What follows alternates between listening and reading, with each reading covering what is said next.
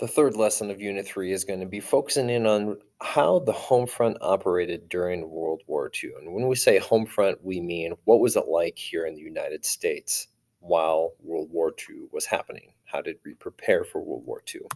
So again, you're going to see a domino effects of after we declare war on Japan and then ultimately Germany and Italy after lesson 2. You're also going to see a lot of effects happening in our economy as well, which is kind of the biggest deal of World War II on the home front. So, going into war production, now that we declared war, FDR knew that we had to outproduce the rest of the world. So, we had sleeping giants, we had sleeping factories, workers that we just had to inject money into it because of the Great Depression. And then after we declare war, we immediately give orders to start building airplanes, tanks, boats, munitions, guns, jeeps, everything. So it's going to take massive amounts of spending, like in the hundreds of millions of dollars, and this is going to basically lead to the end of the Great Depression. So you're going to see that women are actually also going to have a major play in this because soldiers are going to be sent off just like they were in World War One. Women answered the call then, they're answering the call now. So you're going to notice that between the defense spending, the labor force, our unemployment is going to drop right around 1%. So 25% to the Great Depression to 1% in the 1940s is going to end the Great Depression, as I said. So, what is also going to happen is that women are going to get this new sense of freedom again. They're going to get the satisfaction of knowing that they're going to be helping their country out. So, you're going to notice the demographic there of 75% were married, 60% were 35 and older. You're going to notice that women really answered the call. They were our secret weapon. Cannot stress that enough that women are the reason why we won World War II because they just straight up made everything. So, going into this, it's going to lead into the equal rights movement that's going to happen in the 50s and the 60s that women are going to fight for their own, like more equality, I guess you would say. So what you're also going to see is that African Americans are going to answer the call. And this is where you're going to notice that FDR, being the person that he is going to do a lot to help end the segregation and the inequality of African Americans to the rest of the United States. So he's actually going to pass a thing called Executive Order 8802. And this is where he's going to basically eliminate unfair hiring practices of African Americans, of anybody that's involved with a government contract. So if you want to get out of the Great Depression, you want to get your job, your business, whatever, kickstarting again, you better have equal hiring practices to African Americans. That's going to be a big deal. So therefore, the war production, again, was really our key to victory. So you're going to notice that because our people were able to produce twice as many goods as the other side, that's a big deal. When you have more stuff, you're going to win a war.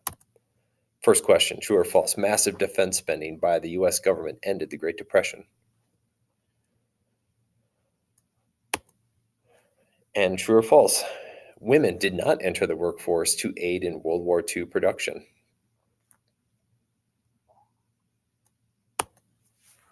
So supporting the war effort came in a lot of different ways. Okay, so first thing you're going to notice that the United States government is going to sell war bonds. So this is kind of similar to a savings bond, except for it's going to basically be about they telling you straight up we're going to spend on wartime materials.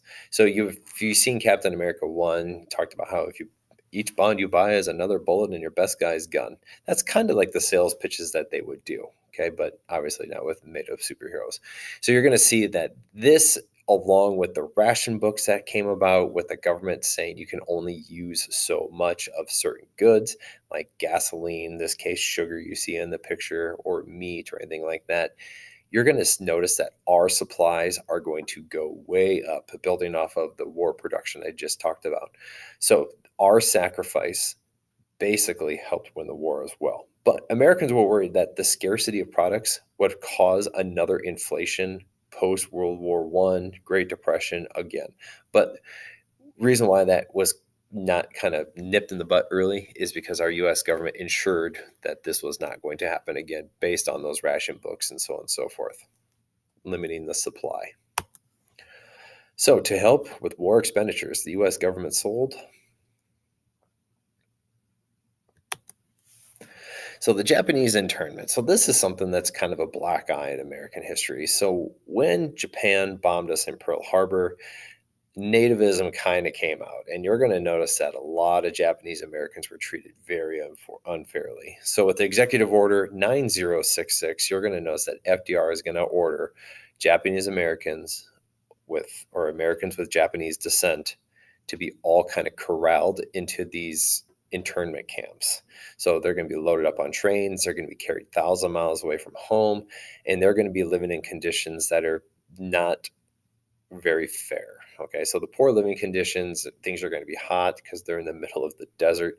You're going to notice that their schools are underfunded. There's going to be food shortages, and you're basically going to see that their medical care was subpar as well. So you're going to notice that the main argument here was we're trying to eliminate spies because we didn't know who to trust. But where this all kind of comes back to being unfair is that we're also at war with two other countries, Germany and Italy. And you can't really see the difference between a German, an Italian, and an American, but you can see the difference with Japanese descent people.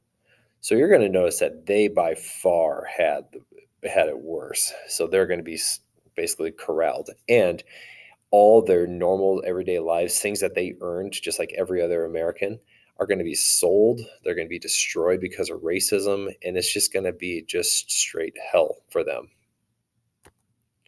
So, question: why were Japanese Americans interned following Pearl Harbor attacks?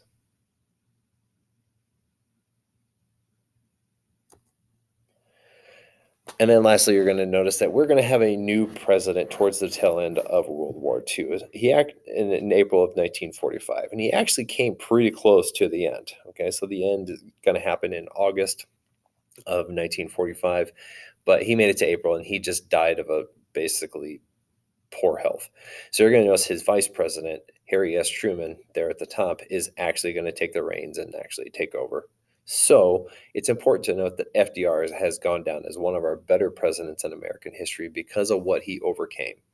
One, he had a disability. He had polio. A lot of people didn't know it, but he basically made himself from the ground up. Two, he got us out of the Great Depression. Three, he led us through most of World War II, where we were in charge mostly. We were basically on the offensive right away. And for those reasons, he's regarded as one of the better presidents. So going into the last question, true or false? FDR served as president to the end of World War II.